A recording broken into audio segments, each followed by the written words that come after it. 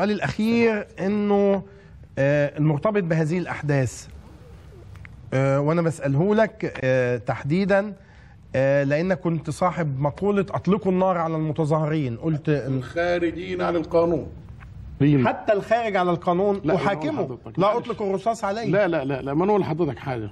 أولا ده في قانون 109 لسنة 71 بيحكم العملية دي، وإطلاق الرصاص وأنا يعني أطلق الرصاص في قانون بينظم متعامله مع المتظاهرين. أنت ما قلتش حاكموهم مثلا، أنت قلت أطلقوا الرصاص عليهم. لا لا، ما هو فيش ولا حاجة. المقصود بها إيه؟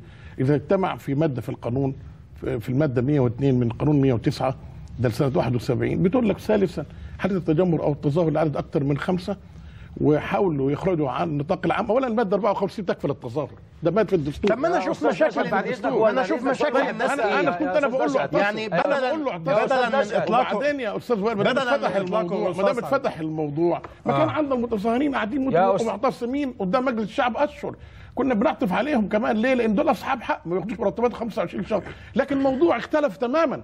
موضوع جماعه مش عارف ايه، عيد ميلاد يطلعوا 33 عيل ويضربوا الشرطه، دي حاجه تختلف تماما. لا خلينا نحترم الناس. 33 ناشط سياسي، لا مش ناشط، عندهم احلام سياسيه. لا ده اولاد، ده القرار اللي شايفه يا فندم. ده ما هو اولاد يعني وهو سن 18 ده يعني ناضج. ناضج سياسيا يا فندم. لا مش ناضج سياسيا. طيب استاذ نشأت، السؤال الاخير.